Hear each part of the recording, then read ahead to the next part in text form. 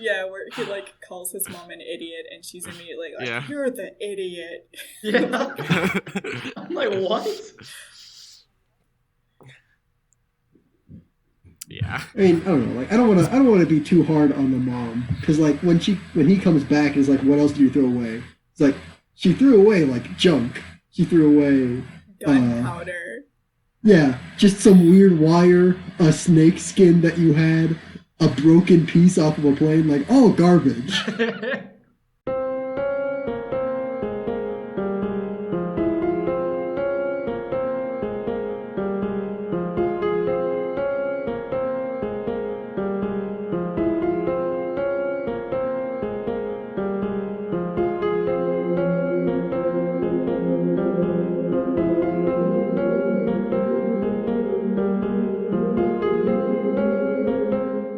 Welcome to the comic panel. I'm Cody.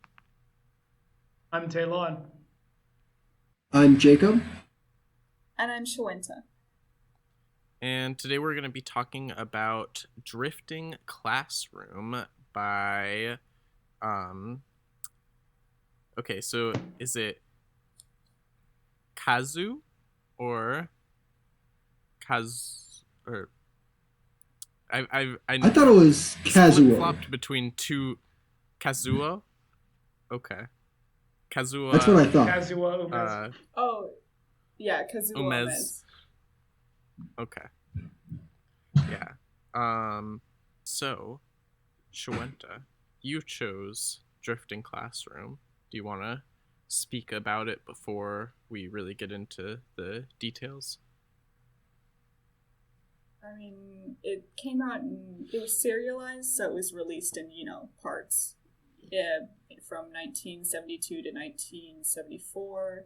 And, I mean, the dude who wrote and drew it, he's known as, like, one of the most influential horror mangaka of all time, so I think that's pretty interesting. He's the same guy who did Cat-Eyed Boy, which is a really disturbing and funny one at the same time, and he's known for some of his gag work too, which, I mean, you can kind of tell. So that's mostly what I wanted to say. What is the difference between manga and mangaka? That's usually the term used for like a person who makes it. Person who does manga? Yeah. Mm-hmm. Oh, okay. The person who draws the manga is the mangaka. Mm-hmm. Good question. Yeah. I definitely know that this book did not take me where I thought it was gonna go, and actually, it took quite a while for me to be like, to really think, because I took it very literally. I was like, oh, they're up in the sky. That's what it is. Oh, like it's an actually like drifting classroom. Okay. Yeah.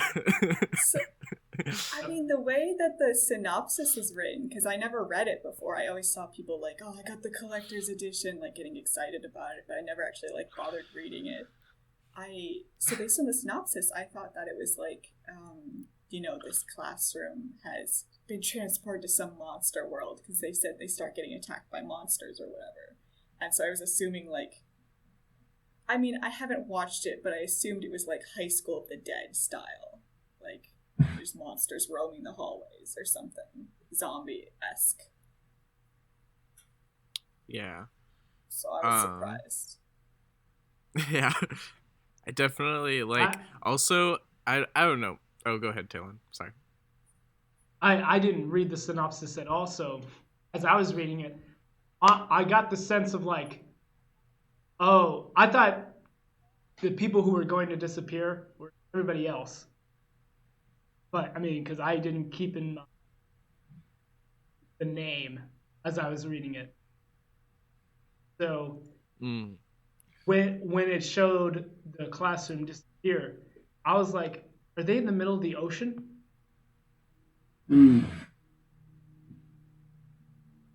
I got that. That makes sense, yeah. This also really reminded me of the book The Girl Who Owned a City. I read the comic book adaptation of it, even though it was originally like a short novel.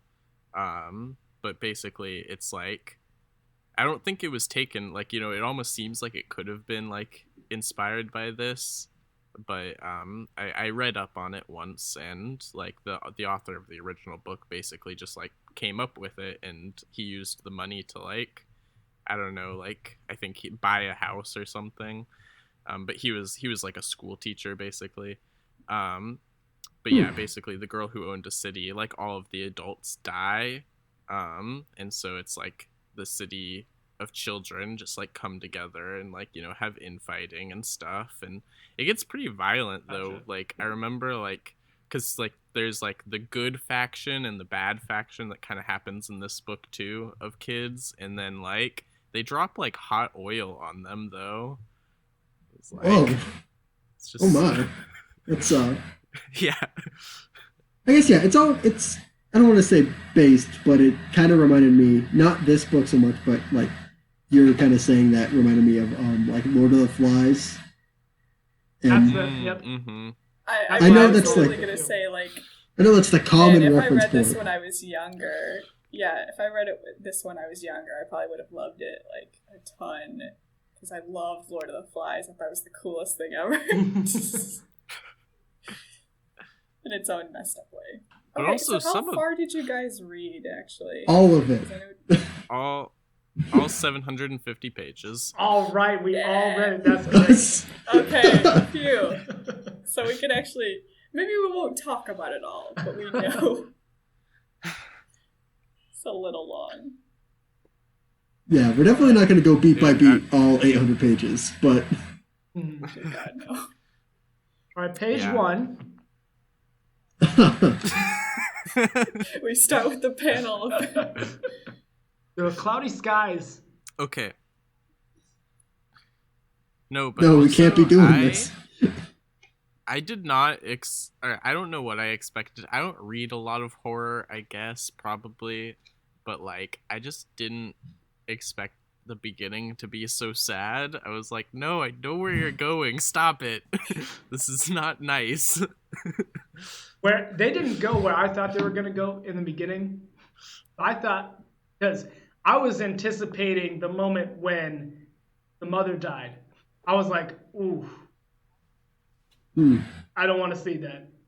Like, Yeah, But it I didn't mean, go that way. I guess I kind of thought that the mom might die too a little bit, but mostly I was just all like, I know that she got him the future car. He's so sad.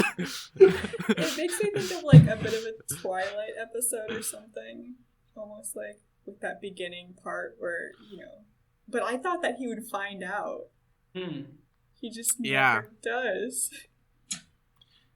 I think he'll eventually find it, just not in this volume. I'm like, they wouldn't just leave that there for nothing. But So I mean, yeah, the intro pretty much begins with what's his face? Is it Kazuo? no? Show. Okay, mistaking it for like. Okay. Yeah, Show, the main character, you know, a young boy. I don't know. He's in 6th grade, so he's like 11 years old, right? That's about it. Yeah, just Yeah. about. Yeah, so he buys the watch for his mom when he's been saving up all that money to buy the little future car. But he ends up going, you know, I should be responsible. He buys the watch for his mom, and of course he drops it, and it gets broken in by cars in the road. I thought that kid was gonna get hit. yeah, Yeah, that's what I there's a thought couple too. times in this story where I'm like, they're gonna die, and then it's all like, nope, they didn't die. Don't worry about it. I'm like, oh, okay, you made it look like they were gonna die. Not so great for some characters, though. But the main characters yeah. seem to be walking away from it. Yeah. But I mean, what is it? He's annoyed at it, and so he runs off and ends up playing at the school grounds with a little kid on a tricycle.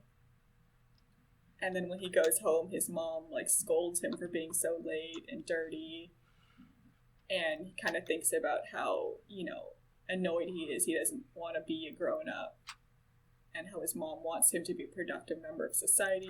You got to learn to be more dependable. And of course, I love the fact that he just like sees a little package in his backpack when he goes upstairs after like fighting with his mom. He's just like, oh, probably a reference textbook. Like, what kind of reference textbooks do you have that are that size? The encyclopedia? I imagined. Well, yeah, but it's the same imagine. dimensions roughly as like a toy car. Yeah. So like, what kind of? Because that's what we later learn it is like it was a packaged up toy car. So it's like, yeah, I don't it's a know. toy car he wanted to buy. He's in 6th grade, so I would excuse him being kind of dumb, but at the same time, like, kind of dumb. I mean, we'll get to some 11-year-olds that I don't excuse for being a little dumb. But also, like, does his mom just like gift wrap his reference textbooks in his backpack? That's a good point as well. Well, no. Okay, anyway. I assume she doesn't gift wrap them, she just puts them in there. But, like, it's very clearly a gift-wrapped thing, or else he would know exactly what it was immediately. So, I don't know, maybe it's book-shaped. Like, he wakes up the next morning, he's late for school, and he fights with his mom again, because he's like, why didn't you wake me up if you heard my alarm going off? And she's like, you need to grow up. The fact where she, like, turns around with a knife and is, like, talking to him, and he's like, oh, are you gonna kill me? Yeah, for waking up late, they have a lot of time in the morning to argue. Mm-hmm. That kind of threw me. He has enough time to, like, throw everything off the kitchen table, which, Jesus Christ, like, I would not get away with. No, I don't God. care if you're late for school, you're in more trouble now. Mm-hmm. I was honestly surprised that the mother yelled back at him. I was like, whoa, I thought you would, like, go for, like, hey, chill out, all right? No, she was like, fine, go then. I mean, he learned how to yell and fight from somebody. Yeah, I mean, it definitely wasn't his dad, who we don't see until, I think, like, chapter 2 or 3. Yeah, later. Mm-hmm. No, it was much later. No, he comes to grab her or whatever. He's very briefly there, isn't he? Yeah. We'll see. Also, like, I was just gonna say, like, I realized that this, like you said, this was written in the 1970s, and, like, I think it's, like, John Piaget or something. He's a French guy, like, just developed, like, child psychology, but man, people do not know how to treat children like children at all. Yeah, him and his mom, like, then they fight over the fact that she threw out his marbles. And he's like, you don't understand, I won against the 4th graders with those marbles. Like, you know, the utmost importance.